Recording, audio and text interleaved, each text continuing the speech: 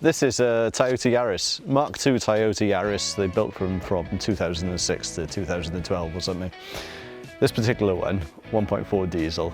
Oh my God, what a brilliant little car this has been.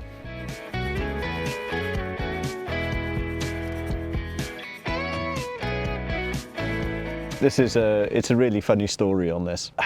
I'm a bit of a petrol head. I quite like cars. And for a long time I ran a Saab Aero, 9.3 Aero, 210 horsepower, and oh my God, what a fantastic car, and I loved it, absolutely loved it.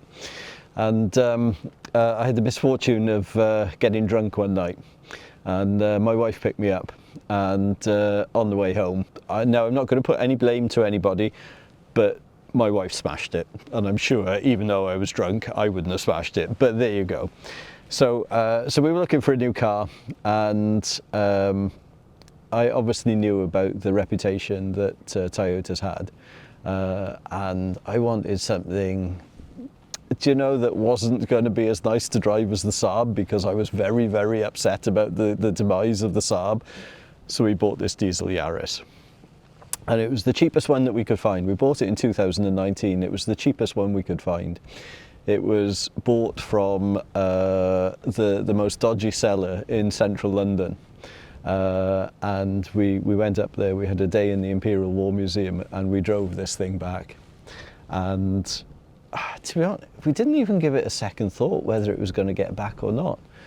And it was fine. And you know, it's been fine ever since. It's been an absolutely stunning car. It's been just, I think it's been the best car that I've ever had. So first of all, we drove it back from London, and it just didn't miss a beat. It just didn't even think about missing a beat. But at that stage, it was on 90-odd thousand miles, so maybe you wouldn't expect it to. And when we got it back, I put it in the workshop and serviced it. And straight away, it was really obvious how easy it is to service. It's just such a lovely thing to do. It's just so easy. Do you know, it's really hard to say why it's so easy. I mean, clearly there's been an awful lot of thought put in by Toyota to make it easy to service, easy to maintain, easy to work on. They're fantastically brilliant, easy things to work on. Let me give you an example on the oil filter, for example. So if you want to change the oil filter, there's a little hatch, and you take the hatch down and you unscrew the filter, and that's it. You put it to one side, and then you put the new one up and screw it in, and then close the hatch, and that's it, done.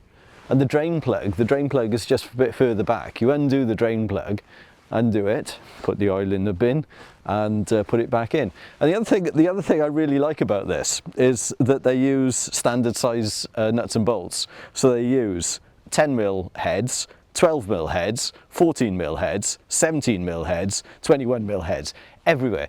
That's it, done, finished with. Four or five spanners, and you can do everything on this car. It's just amazing. Why doesn't everybody else do it like that? It's just, you look at it and you think this is absolutely the right way to do it. It's why don't everybody else do it like that? As ever, you would say that a little bit of hands-on skill is required. But if you're going to own and maintain and run your own car, hey man, go for Toyota, because really, really, they are wonderful. I guess the reason that we still run a Yaris is that it does really well for me. First of all, I couldn't cope with it if it wasn't reliable. It has to be reliable. I cannot be doing with having the car in the workshop every 5 minutes to do things to it. Not having that. I've had Alfa Romeos and Audis and all the other bits and pieces. I don't want to play that game again. So the Toyota's great from that perspective. You start it, and it goes and it drives and it does all the things that it should do.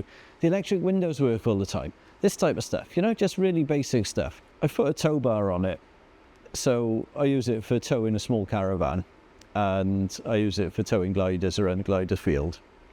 So it works really well from that perspective. I've got a roof rack, so I put sea kayaks on it, and that works really well as well. This for me is really important because I can't actually bear the thought of having tens of thousands of pounds sat on the drive, actually not doing anything for its living. It seems such a waste to me, and I guess that I'm at a stage in my life where those things, the gliding and the sea kayaking and all the other things that we do are much, much more important than the validation I get from having a new car. It really doesn't do anything for me. I would much prefer to spend the money that I have in trying to achieve those experiences rather than having that money sat in a new car and not being able to afford those other things. That would be where my priority in life would be. Have the experience, not have the shiny. This car has been absolutely no trouble whatsoever at all. As I say, we bought it in 2019 and we did the servicing on it and so on. And it pains me to say my wife thinks it's really unreliable because we had a flat tyre on it once. It ran out of fuel once, and that was nothing to do with me. Whatever she says, it was nothing to do with me. And then she put petrol in it once, and in 130 odd thousand miles and 7 years, that's the trouble that we've had with it. One flat tyre, 2 fuel issues, both operator related. Darling. So would I recommend a Toyota Yaris? Without doubt, absolutely and utterly without doubt. What I would say though is that it has to be the tool for the job, and short journeys in and out of rural environments and this type of thing, this diesel Yaris is absolutely fantastic. Nothing better. In a big city with congestion zones and clean air zones, take a petrol one. And if you're doing lots and lots of journeys on the motorway where you're spending 5 or 6 hours at a time on the motorway, get yourself a Volvo. Get yourself a Volvo S60, because that's what's going to work best for you. It's always about getting the best tool for the job, and that's what I'd really recommend. Get the best tool for the job. I would hugely recommend a Yaris. We've got loads of these in the fleet. They've always been absolutely bomb-proof. They've always done exactly what their job is, and for me, I think they're one of the best cars. They're certainly the best car that I've ever had.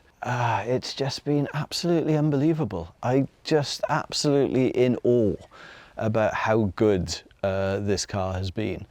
And while accepted, it might not be for everybody. If you're looking for something that is going to do the job for you, I really don't think that you'll get much better. I think it'll be absolutely fabulous. Out of 5 stars, definitely a good 6, maybe 7. Yeah, you know, I know it's got some problems, and I know that it's not to everybody's cup of tea. I know that it's not flashy and all the other bits and pieces, but dear God, I think it's absolutely fantastic, and I definitely give it a 6 out of 5.